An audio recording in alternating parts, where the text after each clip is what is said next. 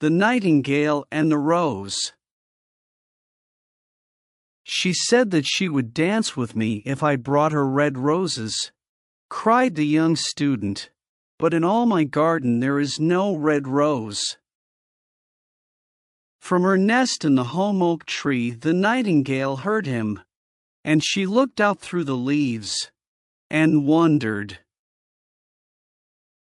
No red rose in all my garden, he cried, and his beautiful eyes filled with tears. Ah! On what little things does happiness depend? I have read all that the wise men have written, and all the secrets of philosophy are mine. Yet for want of a red rose is my life made wretched. Here at last is a true lover, said the nightingale. Night after night have I sung of him, though I knew him not. Night after night have I told his story to the stars, and now I see him. His hair is dark as the hyacinth blossom, and his lips are red as the rose of his desire. But passion has made his face like pale ivory, and sorrow has set her seal upon his brow. The prince gives a ball tomorrow night, murmured the young student, and my love will be of the company. If I bring her a red rose she will dance with me till dawn. If I bring her a red rose, I shall hold her in my arms, and she will lean her head upon my shoulder, and her hand will be clasped in mine. But there is no red rose in my garden, so I shall sit lonely, and she will pass me by. She will have no heed of me, and my heart will break. Here indeed is the true lover, said the nightingale. What I sing of, he suffers. What is joy to me? To him is pain. Surely love is a wonderful thing. It is more precious than emeralds, and dearer than fine opals. Pearls and pomegranates cannot buy it, nor is it set forth in the marketplace. It may not be purchased of the merchants, nor can it be weighed out in the balance for gold. The musicians will sit in their gallery, said the young student, and play upon their stringed instruments, and my love will dance to the sound of the harp and the violin. She will dance so lightly that her feet will not touch the floor, and the courtiers in their gay dresses will throng round her. But with me she will not dance, for I have no red rose to give her. And he flung himself down on the grass, and buried his face in his hands, and wept. Why is he crying? Asked a little green lizard, as he ran past him with his tail in the air. Why, indeed? Said a butterfly, who was fluttering about after a sunbeam. Why, indeed? Whispered a daisy to his neighbor, in a soft, low voice. He is crying for a red rose, said the nightingale. For a red rose? They cried. How very ridiculous! And the little lizard, who was something of a cynic, laughed outright. But the nightingale understood the secret of the student's sorrow, and she sat silent in the oak tree, and thought about the mystery of love. Suddenly she spread her brown wings for flight, and soared into the air. She passed through the grove like a shadow, and like a shadow she sailed across the garden. In the center of the grass plot was standing a beautiful rose tree, and when she saw it she flew over to it, and lit upon a spray. "Give me a red rose," she cried, "and I will sing you my sweetest song." But the tree shook its head. "My roses are white," it answered, "as white as the foam of the sea, and whiter than the snow upon the mountain. But go to my brother who grows round the old sundial, and perhaps he will give you what you want." So the nightingale flew over to the rose tree that was growing round the old sundial. "Give me a red rose," she cried, "and I will sing you my sweetest song." But the tree shook its head. "My roses are yellow," it answered, "as yellow as the hair of the mermaiden who sits upon an amber throne, and yellower than the daffodil that blooms in the meadow before the mower comes with his scythe. But go to my brother who grows beneath the student's window, and perhaps he will give you what you want." So the nightingale flew over to the rose tree that was growing beneath the student's window. "Give me a red rose," she cried, "and I will sing you my sweetest song." But the tree shook its head. "My roses are red," it answered, "as red as the feet of the dove, and redder than the great fans of coral that wave and wave in the ocean cavern. But the winter has chilled my veins, and the frost has nipped my buds, and the storm has broken my branches, and I shall have no roses at all this year. One red rose is all I want," cried the nightingale. "Only one red rose. Is there no way by which I can get it?" "There is a way," answered the tree, "but it is so terrible that I dare not tell it to you." "Tell it to me," said the nightingale. "I am not afraid." "If you want a red rose," said the tree, "you must build it out of music by moonlight, and stain it with your own heart's blood. You must sing to me with your breast against a thorn. All night long you must sing to me, and the thorn must pierce your heart, and your life blood must flow into my veins, and become mine. Death is a great price to pay for a red rose," cried the nightingale, "and life is very dear to all. It is pleasant to sit in the green wood, and to watch the sun in his chariot of gold, and the moon in her chariot of pearl. Sweet is the scent of the hawthorn, and sweet are the bluebells that hide in the valley, and the heather that blows on the hill. Yet love is better than life. And what is the heart of a bird compared to the heart of a man?" So she spread her brown wings for flight, and soared into the air. She swept over the garden like a shadow, and like a shadow she sailed through the grove. The young student was still lying on the grass, where she had left him, and the tears were not yet dry in his beautiful eyes.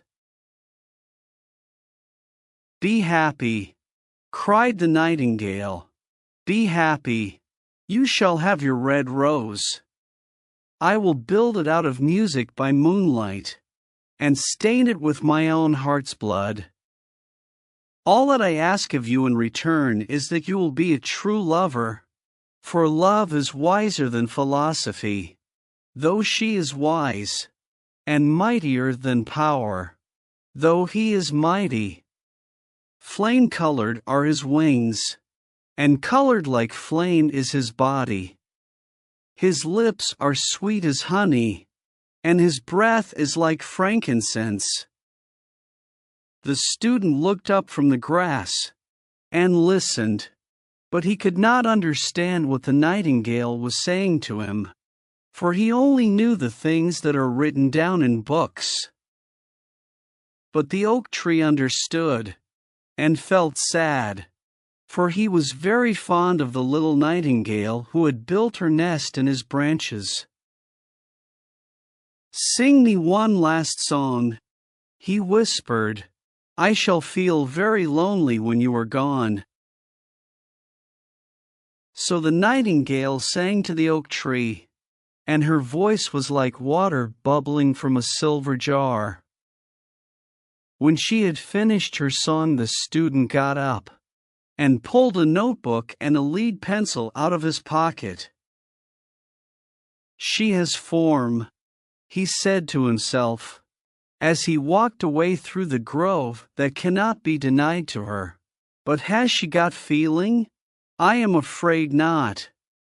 In fact, she is like most artists. She is all style, without any sincerity. She would not sacrifice herself for others.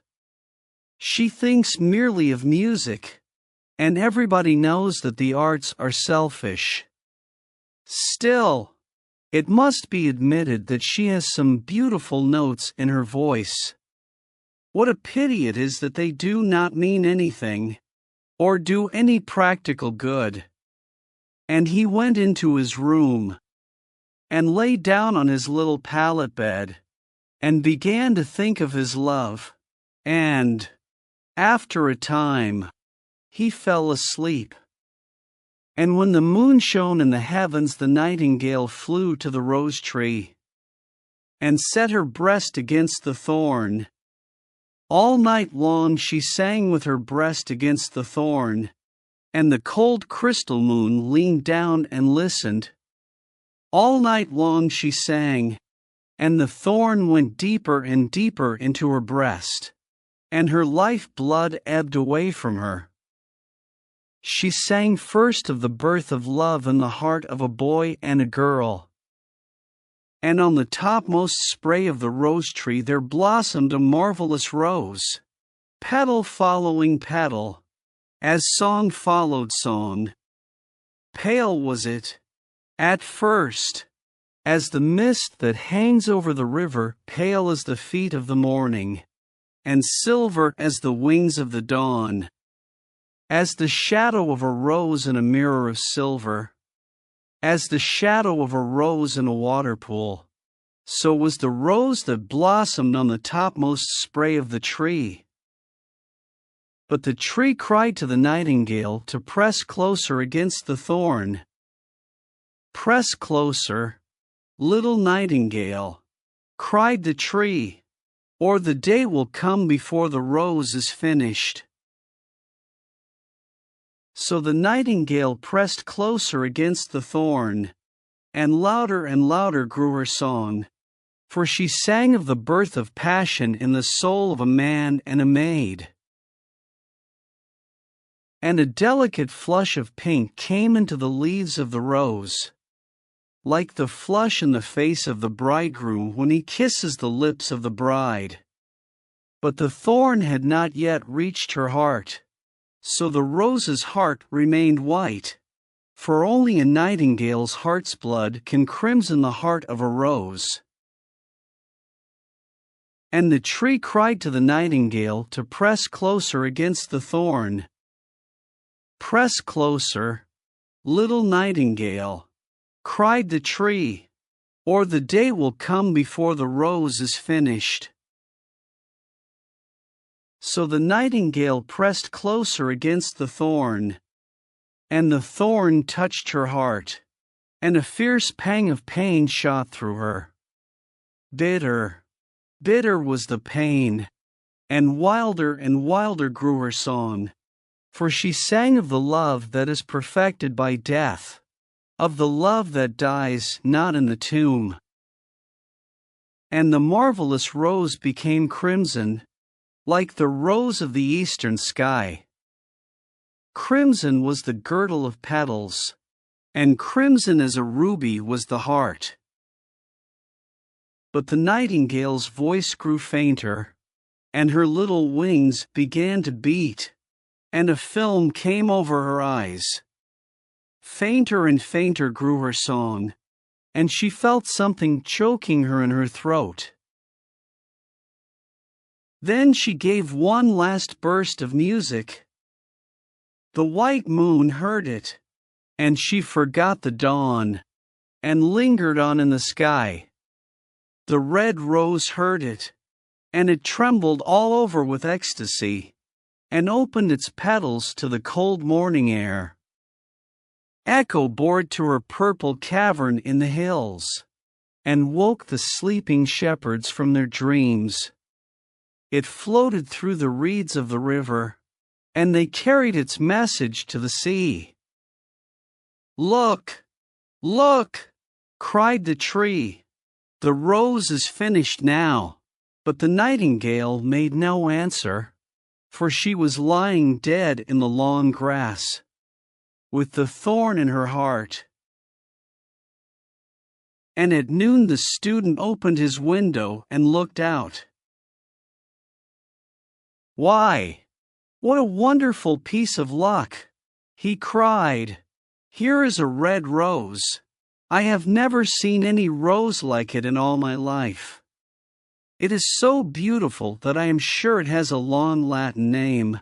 And he leaned down and plucked it. Then he put on his hat, and ran up to the professor's house with the rose in his hand.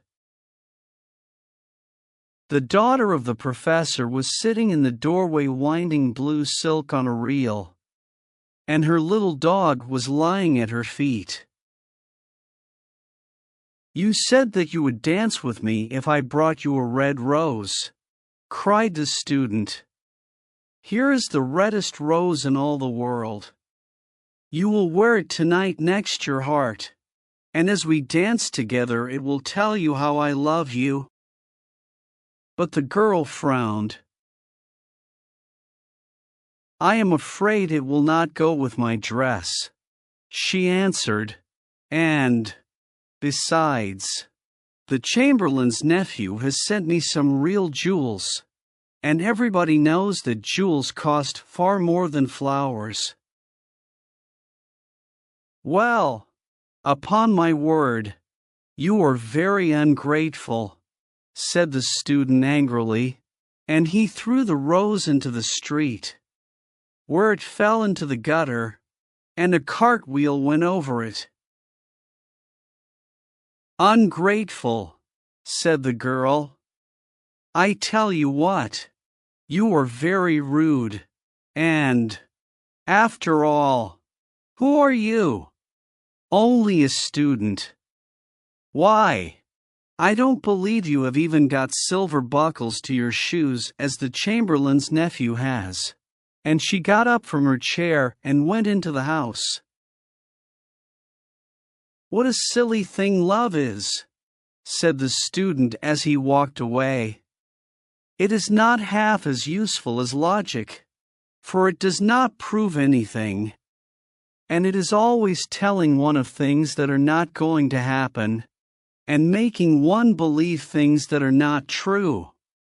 In fact, it is quite unpractical, and, as in this age to be practical is everything, I shall go back to philosophy and study metaphysics."